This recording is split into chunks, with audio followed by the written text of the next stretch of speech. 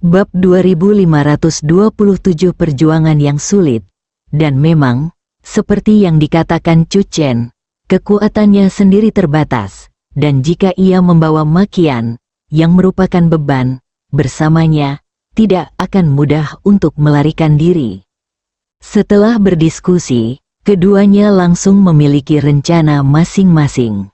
Tepat saat itu, jejak telapak tangan raksasa yang dilepaskan oleh pelindung kiri menghantam seperti gunung, mencapai tepat di atas kepala mereka dalam sekejap mata.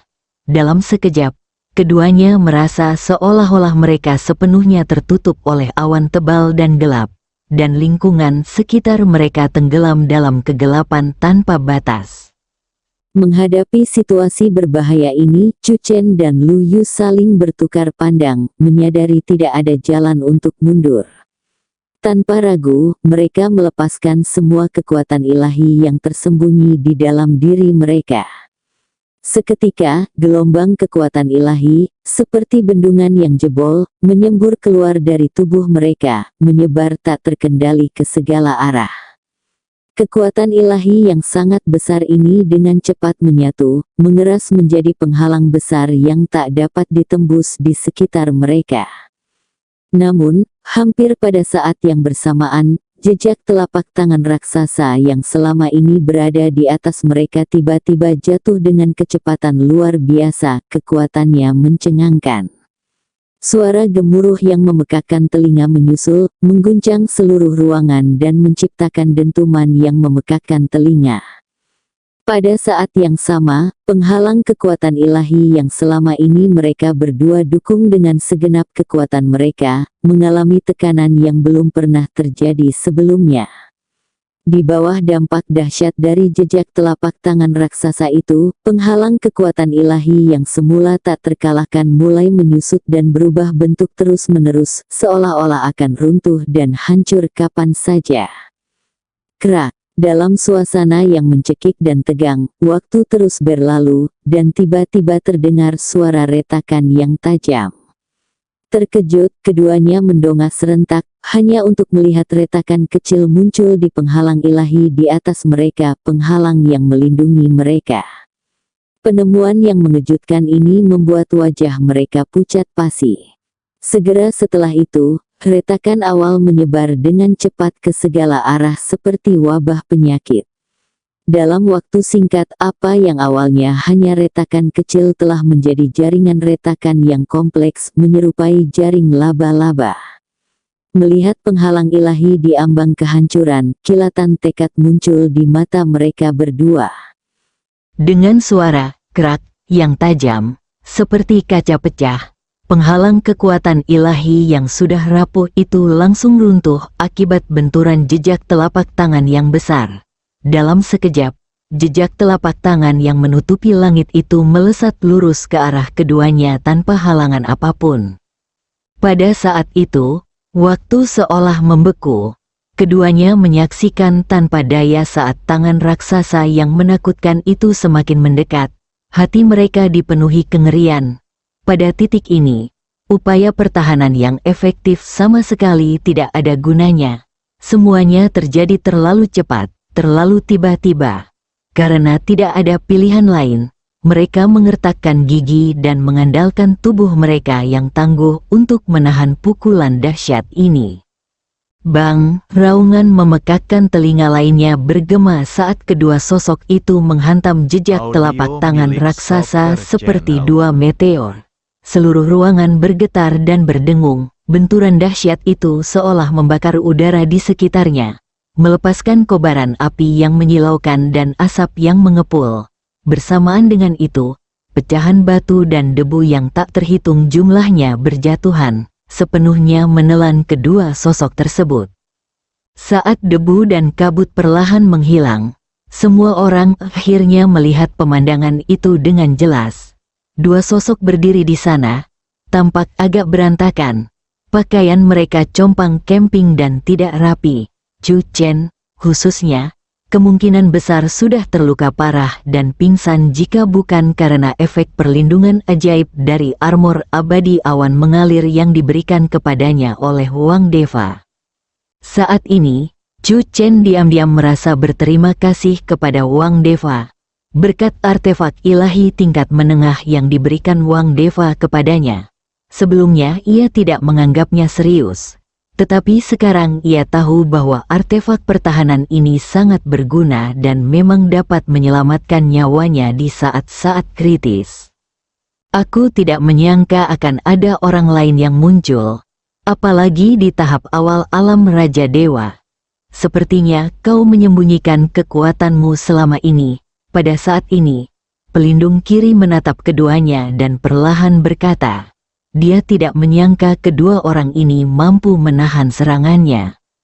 Hal ini agak mengejutkannya, tetapi yang lebih mengejutkannya adalah kemunculan Lu Yu yang tiba-tiba. Jika hanya Chu Chen seorang diri, dia pasti tidak akan mampu menahan serangan telapak tangan itu. Pria tua berjubah hitam itu berdiri di samping, keringat dingin mengalir di wajahnya.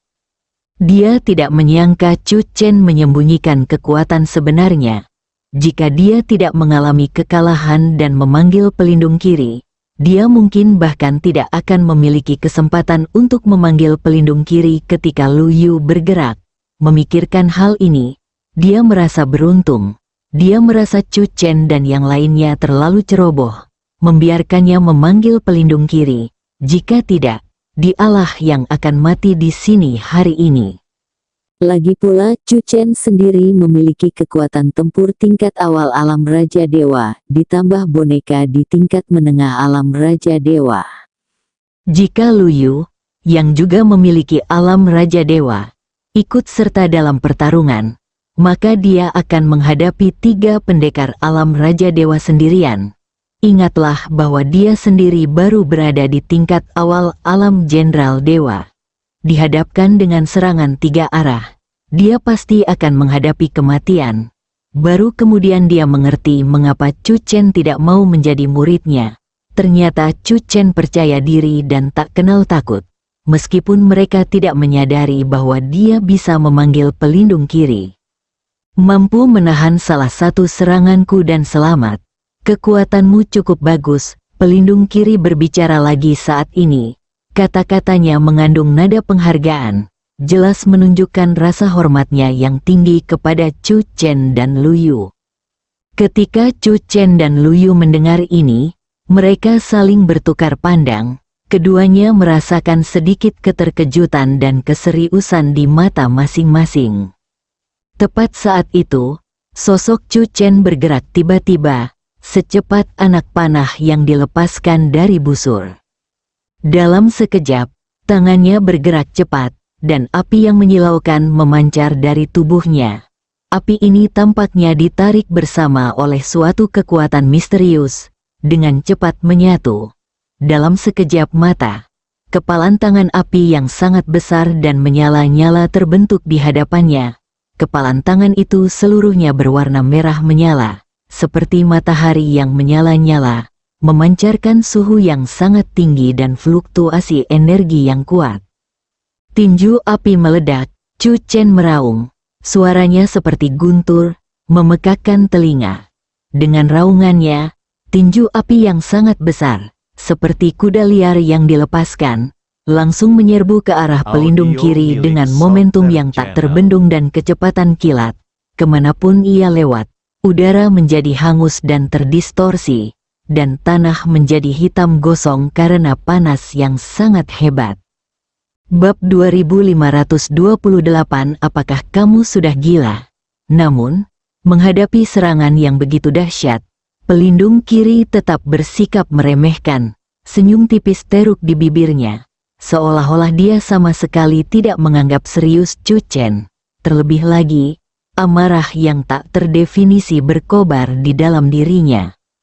Di matanya, Chu Chen tidak lebih dari seekor semut rendahan, tak berarti seperti debu.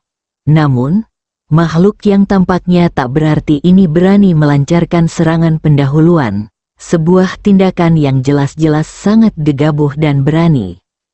Saat pikirannya melayang ke titik ini, gumpalan kabut hitam pekat yang menyeramkan tiba-tiba muncul di telapak tangannya. Kemudian, dengan sedikit jentikan jarinya, kabut hitam itu dengan cepat mengembun menjadi anak panah yang sangat tajam. Anak panah yang terbentuk dari kabut hitam itu berkilauan dengan cahaya yang mengerikan. Diiringi suara siulan yang tajam dan menusuk, anak panah itu melesat lurus menuju jurus api peledak Chu Chen seperti sambaran petir. Suara mendesing, dalam sekejap, suara keras dan tajam terdengar. Semua orang melihat dengan saksama dan terkejut mendapati bahwa panah yang terbentuk dari kabut hitam dengan mudah menembus jurus api peledak Chu Chen yang telah mengerahkan seluruh kekuatannya. Setelah berhasil menembus jurus api peledak, panah hitam yang tak terhentikan ini tidak menunjukkan tanda-tanda melambat atau berhenti, mempertahankan kecepatan dan dampak dahsyatnya saat terus melaju dengan cepat. Pada akhirnya, panah hitam itu, seperti senjata ilahi yang tak terkalahkan, menembus bahu Chu Chen tanpa perlawanan. Seketika, darah berceceran di mana-mana, dan untayan tetesan darah merah terbang keluar dari luka, membentuk lengkungan yang mengejutkan di udara sebelum jatuh ke tanah, meninggalkan jejak noda darah. Pada saat itu, Lu Yu, yang berdiri di samping, bergerak. Dengan ketukan ringan ujung kakinya, dia dengan cepat tiba di samping Makian, meraihnya, dan berlari ke depan. Masih syok, dia tidak tahu apa yang telah terjadi. Namun ketika dia melihat bahwa orang yang menangkapnya adalah Lu Yu, dia berhenti meronta. Saat itu, Lu Yu tidak punya waktu untuk menjelaskan kepadanya. Karena Lu Yu tahu bahwa Chu Chen telah mempertaruhkan nyawanya untuk mendapatkan kesempatan ini. Mau kabur, HMPH, jangan harap bisa lolos dari cengkeramanku. Pada saat ini, pelindung kiri yang bermata tajam memperhatikan gerakan Lu Yu yang sedikit gelisah dan langsung menyadari orang ini sebenarnya sedang berusaha melarikan diri. Namun, bagaimana mungkin pelindung kiri membiarkannya berhasil semudah itu? Dalam sekejap mata, sosok pelindung kiri melesat seperti hantu, siap mengejar seperti anak panah yang dilepaskan dari busur. Namun tepat saat dia hendak berlari sekuat tenaga, tiba-tiba, bayangan hitam melesat dari belakangnya seperti kilat. Dalam sekejap, sebuah bola besar berisi energi mengerikan menghantam punggung pelindung kiri seperti meteor yang jatuh, membawa kekuatan yang sangat besar. Merasakan ancaman mematikan dari belakang, pelindung kiri tidak berani lengah dan berputar untuk menghadapi serangan itu.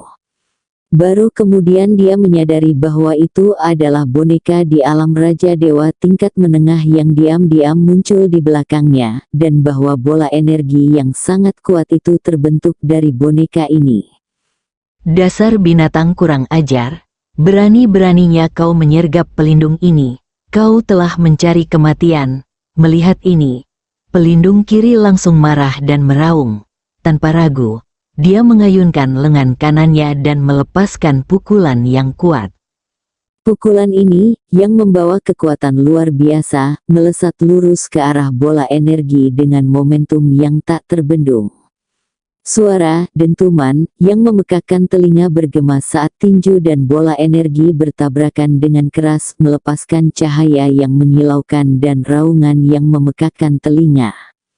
Sungguh menakjubkan, pukulan pelindung kiri yang tak tertandingi tidak hanya dengan mudah menghancurkan bola energi, tetapi kekuatan residualnya tetap tak berkurang, terus menghantam tubuh boneka itu.